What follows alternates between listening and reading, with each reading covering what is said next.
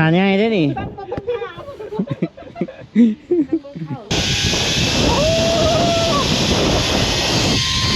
วิวโคตรดีทุกคนโอ้ก็เห็นวิวอยู่เจี๊ย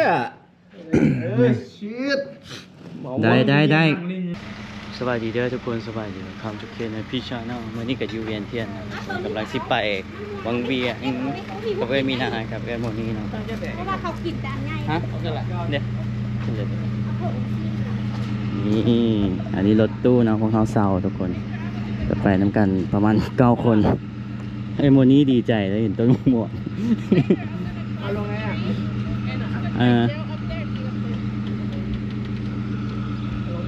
เพราะว่าต้นยูเมกาน่าจะโบมีเนาะทุกคนบ้างไหมต้นต่ำๆหนึ่งบิดเอากลิ่นส้มนั่นแหละจิฮะเดี๋ยวแล้วไปโอ้แต่เจนี่จะกินส้มเลยเอาง่วงก่อนตอนนี้กับประมาณ11 โมงนะทุกคนฮอดพุ่นกับ12 โมง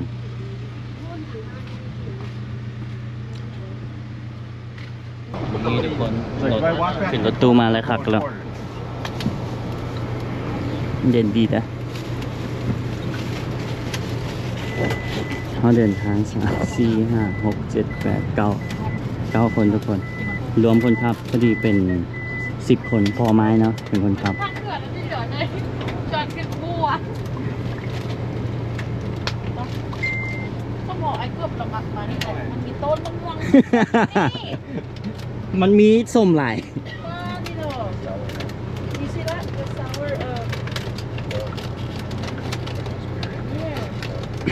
ถามว่ามีลายแล้วโบอยากกินไอโมนี่เจ้าของบ้านนี่เห็นลายอะไรเจ้าเลยโบอยากน้องก็มีแฟน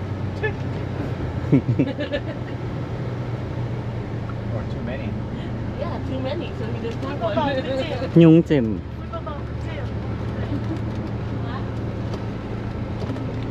เอาเปลี่ยนทางนะทุกคนปาบอได้เลยนอนยืนรถเอา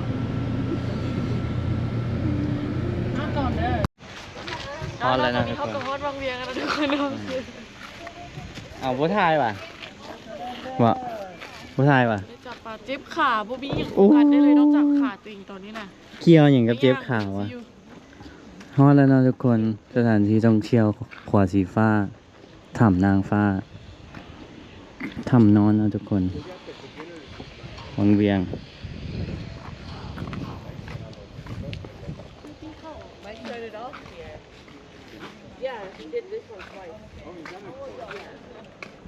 กรุณาซื้อปีเข้าซื้อปีเข้า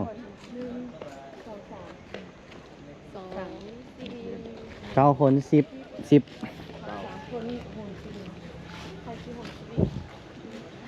วันเดินทัวร์เราทุกคน Please buy ticket before enter 1 2 3ขี่สลิงสาม1 2 3ขี่วะสลิงพี่บ่มีสิทธิ์เลือกเบบีนาบ่มีสิทธิ์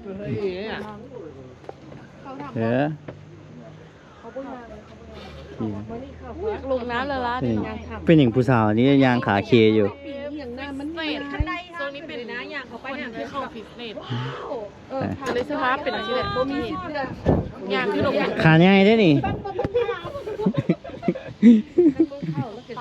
บอเข้าหมายว่าแบบ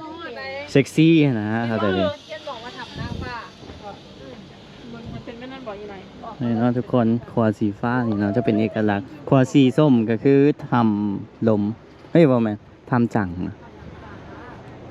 เขาว่าขวาสีส้มเป็นทำเหมือนจังขวาสีฟ้านี่มันทำเหมือนนางฟ้านี่เนาะทุกคน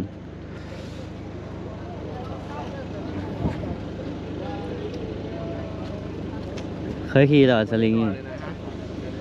คยขี่อยู่ตัวปักเซเคยขี่โหดเป็นไงวะพี่จิบ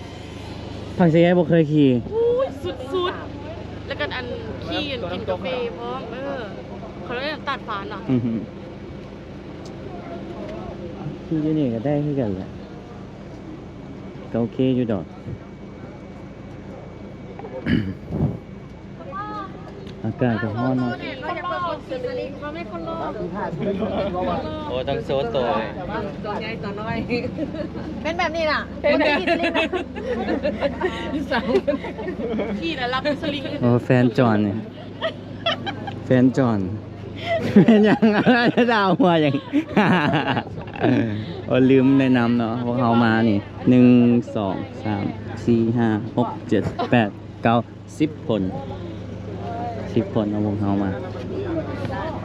แล้วนู่นนี่แฟนจอน สุดเลย จอน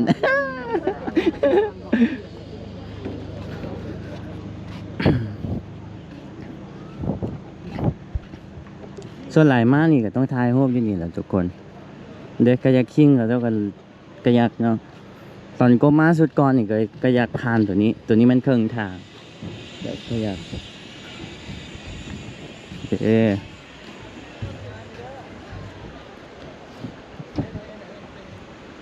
กระยักคิงลองเฮือเนาะทุกคนแต่ตอนนี้อากาศร้อน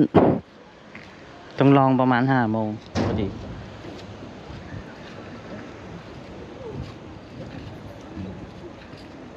ก็จะมีห้างอาหารอยู่คนนะทุกคนเลย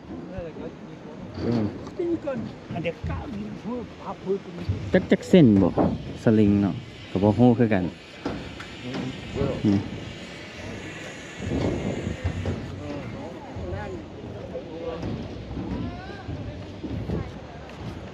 น้ำลงกันบ่เนาะตอนเขาลองเรือคือว่าจังกว่านี้เนาะ สวัสดีค่ะบอก อือฮึ น้ำน้อยแรงยานต่ำก็ จำมันบ่หนิ่งเนาะมันบ่หนิ่งแบบ เยี่ยมไปแล้ว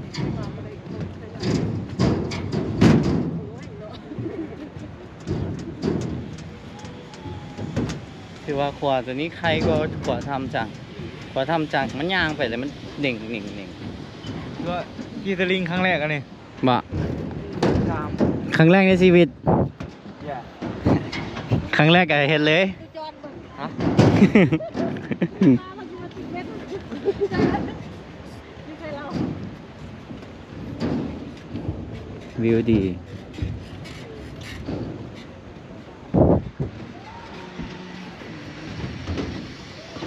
ก่อนบริ เริ่มขี่อยู่ใส่ว่าอยู่เทิงหมดที่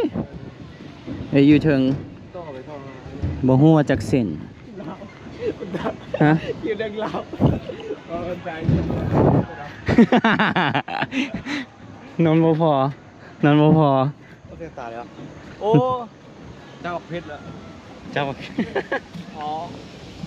โอ้โหสบาย อันนี้ห้างอาหารนะทุกคน ใช่ยังนอนเลยแหละนอนนอนเพื่อนลุงปั๊มมันนะ นอนคอเงียงไงสิ มันเอาเอื้อยมาได้เนาะ แบงนั่งกลางๆเดี๋ยวไอ้นอนจังสิอิงสบาย10 ไร่มีจักเส้นปะ 1 2 3 4 5 6 โอ้เป็นพลอยไปฟินิช ไปบ้านไหนก่อนเนาะตัวนี้เนาะเรื่องที่ใส่เรื่องจากก่อน นี่บอมเริ่มจาก น่าก็จะโอ้เนี่ย พี่ขึ้นซะเลย ลุงที่บอกได้อยู่เพิ่มพูด บอมมันเริ่มต้นอยู่ฝากนี่สินะ ฟังนี่ นี่ มันอ่านว่าที่ไหนก็ออฟสตาร์ท เอาพิซซ่า ออฟฟิเซสตาร์ทแม่นแล้วเดี๋ยวเขาข้ามมานี่เขาอยู่นี่ไปนี่ก่อนเดี๋ยวขึ้นไป ออฟบ้านออฟซีซีสตาอาที สตาร์อาจีเมื่อกรุณาแจ้งพี่เข้าไปหันก่อนไป ไปข้างหน้าก่อนนี่ก็จะแม่นไปข้างหน้าก่อนเอาฟ้าอยู่วะ มันล่างไม่ถึงยาวมันโดน Welcome to Angel Cave ไม่มีนายเคยมาแล้วอ่ะ 3 เทื่อแล้ว โอ้สมพอเราเป็นทัวร์ไกด์เลยแทนที่เขาจะเป็นทัวร์ไกด์ ก็ไอ้ไม้แล้วก็มาเริ่มจากนี่ อ๋อ แล้วก็จังไปเฮ็ดตัวใหญ่อยู่ปากเซ่ จะปากเซนมันสูง สูงอีหลี อ้าวขึ้นยางเลย เอาเห็นคลิปไอ้ไม่นาวลงอยู่ เราก็บ่อยากเฮ็ดก็ว่าบ่มีสิทธิ์เลือกสิซื้อเลยบ่อยากให้สิได้นะ อ๋อ กันได้มา ห้องน้ สิไปห้องน้ ำพ่อแม่คีสลิงพ่อแม่เขาเขียนคีสลิง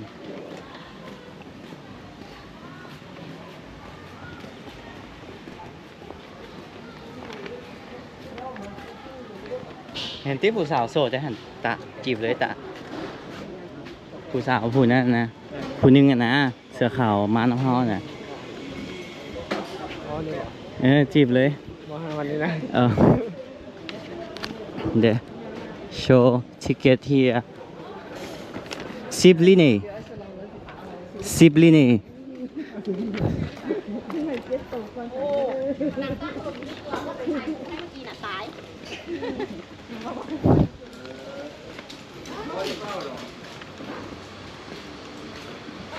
แจ้งปีกันสบายดี 3 คน 3 คน ได้3 คน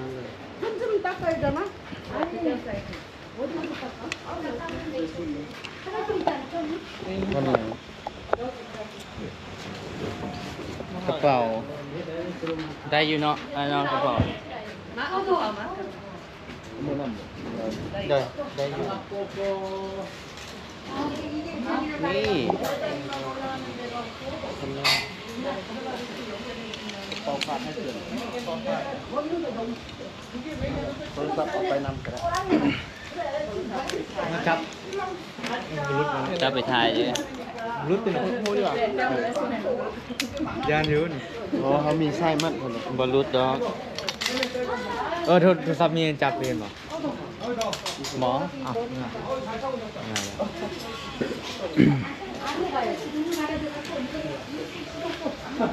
แต่เจนี่แต่งตัวซิวก็มูเลยเหมือน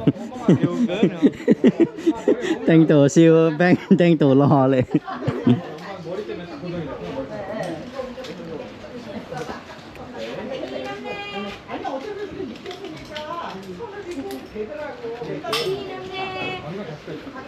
คนละ300,000 กีบนะทุกคนคาคีประมาณ500 บาทเลย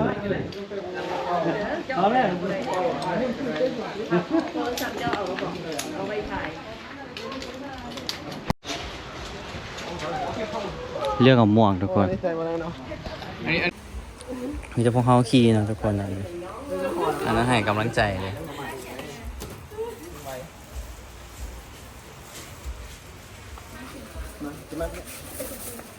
มาเกิบ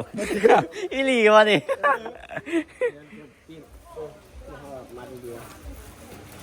ได้อยู่ โอ้เกลือมันเป็นยานรุดเนาะ ชัดเจนชัดเจน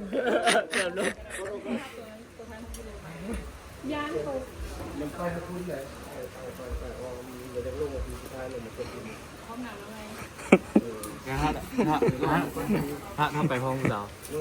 ไปน้ำกันเนี่ยไปเอาแบตโกโปรกับสิเมินทุกคนน่าจะถ่ายได้หน่อยเดียวนะทุกคนอันนี้ทางขึ้นเนาะเดี๋ยวไงมีนาไอโมนี่กับโบได้ขี้เนาะก็เลยว่า ถ่ายให้ทุกคนเบ้างนี่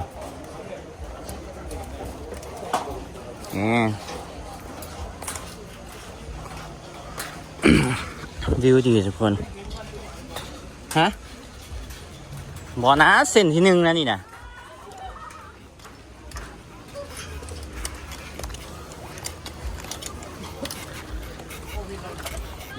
ปิดตามเลย แต่ละคนเวลาหุ้นไปห้ามบอกให้จับไซสลิงเด้อ ใช่ โอเค คนที่หนึ่งคน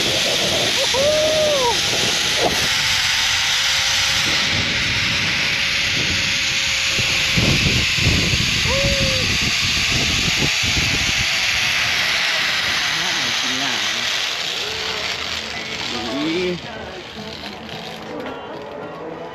ขี่แล้วมาเส้นที่หนึ่งเราทุกคนสบายชิวๆชิวๆวันนี้เป็นเส้นที่สองบ่ฮู้ว่าจักเส้นเราทุกคนยังบ่แม่นแท้ได้นี่ต้องขึ้นไปทางนี่ติไหนบ่สบายเนาะเพราะว่าเข้าไปขี่อยู่ภูผามานอยู่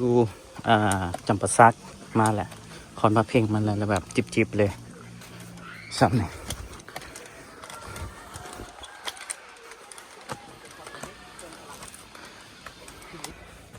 เส้นที่สองนี่ย่างไก่นะทุกคนเมื่อยหนึ่งพอได้นี่บางวิว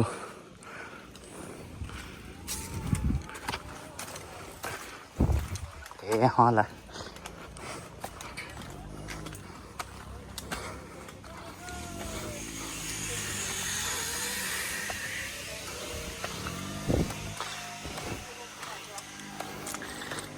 เมื่อยเนาะแต่จะมีวิวพอยต์อยู่นี่ทุกคนเห็นขวดสีฟ้าอยู่ลุมเนาะ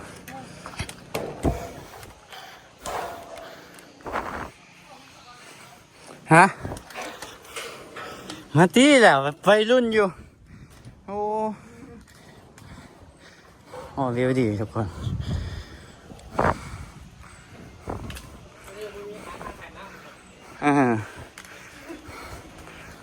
วิวดีเลย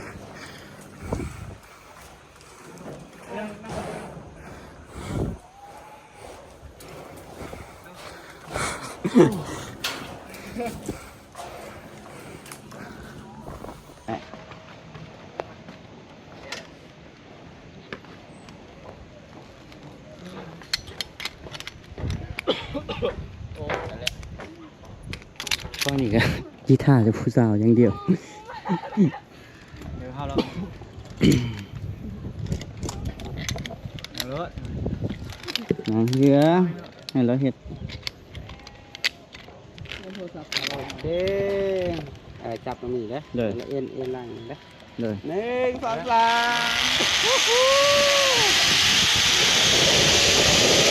เมาอ่ะมันหมุนได้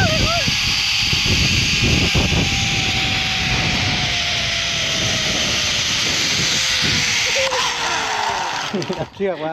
จับเชือกนี้ไว้เลยโอเคมากันกี่คนมากัน3 คนโอเคนี่ถ้าจะเจมานะทุกคนเส้นที่3นะทุกคนสั้นๆแล้วซูมไปไหนได้เส้นตัวนี้ยาวนะ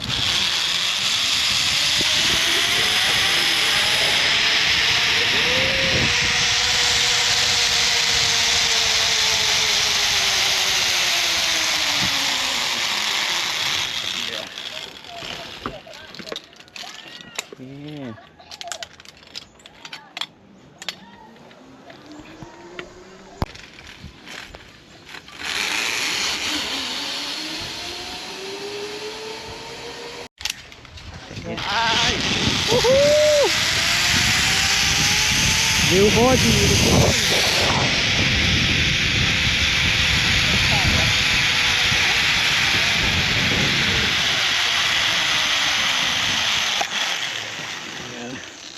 ก็ถ่ายไว้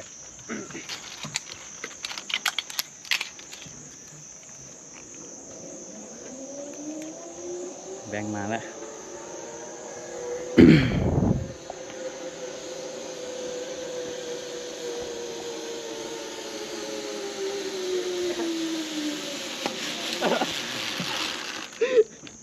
โอ้ยผมสูงไปเลยยืนเดี๋ยวจะเส้นบ่ก็สิเบิดแล้วจะบ่ ไปต่อเลยเนาะทุกคนเนาะเบิ่งยางจะเสียวเนาะเนาะมันก็โหดสะใจพวกเรานะทุกคนสำหรับพวกเราเนี่ยมันต้องโหดกว่านี้เนาะ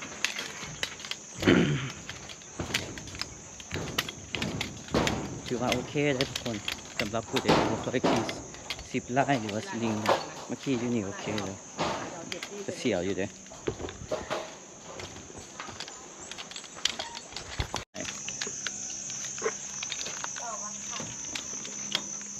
เลยเนาะ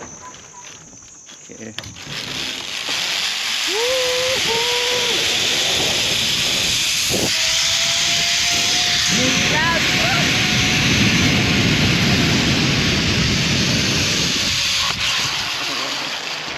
ไว้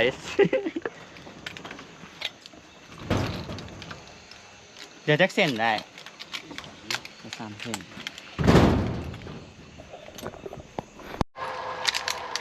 เส้นที่6บันไดทุกคน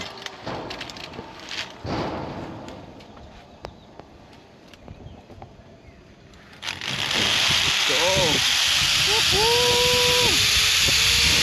แล้ว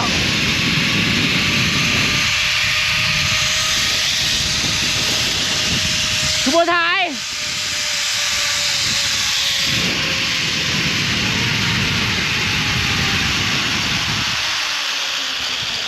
โอ้หมอนี่บ่ได้ลืมบ่ดรอปให้แล้วเว้ยถ่ายแล้วฝุ่นวิวพวกดี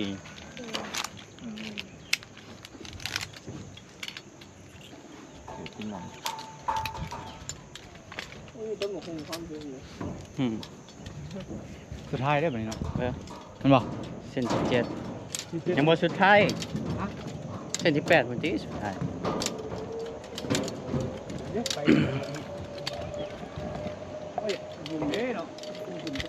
ฟิวดีนะทุกคนบัตรโกโปรกับสิบเบิร์ดเดี๋ยวเอาไว้เส้นที่7แล้วจึงถ่ายต่อนะทุกคนวันนี้เส้นที่7นะทุกคนเกือบสุดท้าย8 เส้นไก่ได้นี่มันจะผ่านขวดสีฟ้าอย่างนี้โอเค โอเคนั่งลงเกณฑ์ตัวข้างหน้า1 2 เอาเหี้ยหมุนมาก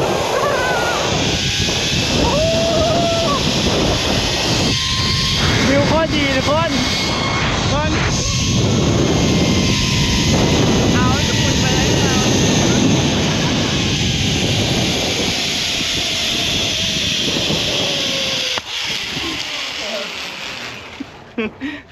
โอ้ทาโหนมันขี่แบบอันนี้มันหน้าตัวนี้มันตั้งหน้าสมพอคักแต่เจมาแล้วเดี๋ยวทายก่อนเป็นหลังว่ะอันนี้เส้นสุดท้ายนะทุกคนโอ้โหโคตรชัดเจีย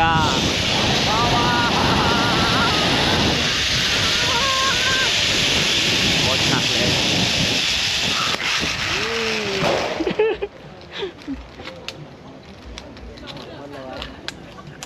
เดิน จะคนไปนำกันนะ ไปน้ำกัน3 ฮอดแล้วทุกคนเรียบร้อยแล้วเนาะถือว่ามาจบอยู่เส้นตัวนี้ทุกคนเส้นนั้นทานอาหารอยู่นี่เนาะ อ๋อแล้วก็ออกมามึงนี่ตอนขึ้นไปตัวนั้นเด้อ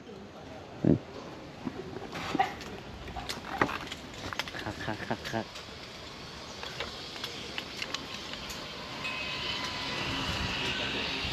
เอาบ้ากันมัดโทรศัพท์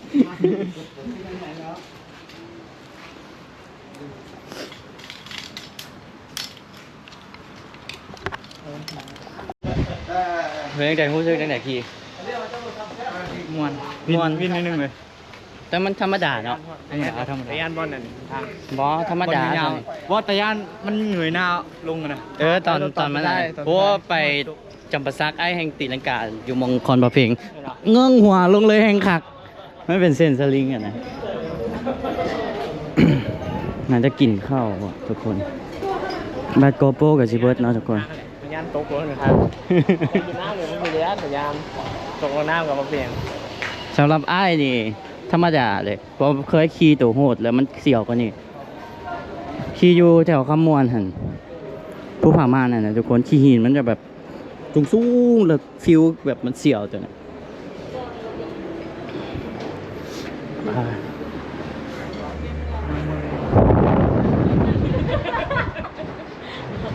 โอเคอยู่ดีเอาอย่าลงออก ม่วนแต่ว่าฮ้อนอันนี้กลับมาห้องพักมาทุกคนขี่สลิงแล้วกินข้าวแล้วก็มาโฮเทลอามารีนะทุกคน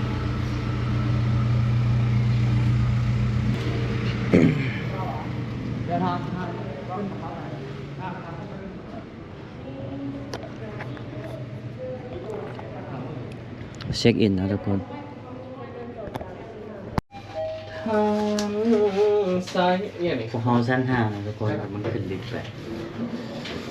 เอาเสื้อเขาต้องยูเจ โอ้คิวเรียนห้าหกไปฟังนี่ เอานี่นะ ซ้ายมือ556 558เอ้าโซนเก่าของเขาเหรอโซนเก่าสุดแล้วเลย เขาเอามักอยู่กันนี่แหละเขางงอยู่ 558ไปฟังนี่556 49 47 556อุ้ยฝากนี่ได้นี่มันฝากนี่2 3 4 5 6เอาของเก่า ของเก่า4เลย5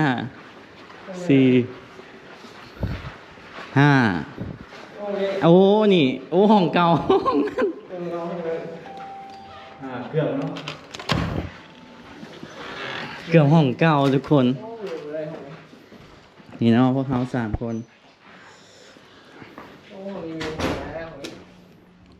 โอ้ก็เห็นวิวอยู่เจี๊ย ชิด ได้ นั่งเล่นอยู่นอกกะทิไป ฮะ โอ้โดดเลยมันโดดเลยได้เนี่ย โดดได้ ลองตะ ทะลุแวร์เลยได้ตะทะลุแก้วออกไปเลย วิวดีอยู่ เดี๋ยวสิต่อยังไงเอาสิต่อกันยังไงนี่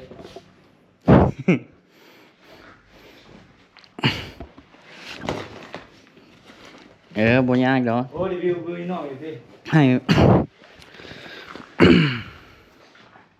บ่แมนวิวอยู่นอกว่ะแต่เบิ่งดูแมนว่ะห้องเก็บเครื่องสิติโอ้มันล็อก2 ห้อง คือว่า ล็อกนี่เนาะทุกคนห้องสำนีก็โอเค3 คน ต่อที่ไหน คันตอบบ่ได้ก็ไปนอนกับไม้ กุบเลย ไม้นอนโกนนะอยากนอนโกนป่านทูนี่นี่นะทุกคนคลิปนี้ก็ถือว่ามาเมืองเวียงนะทุกคนแล้วก็ไปขี่สลิงแล้วก็กลับมาพักผ่อนถ้าเบิ่ง EP ต่อไปเนาะพวกเขาสิไปกายักกิ้งทุกคน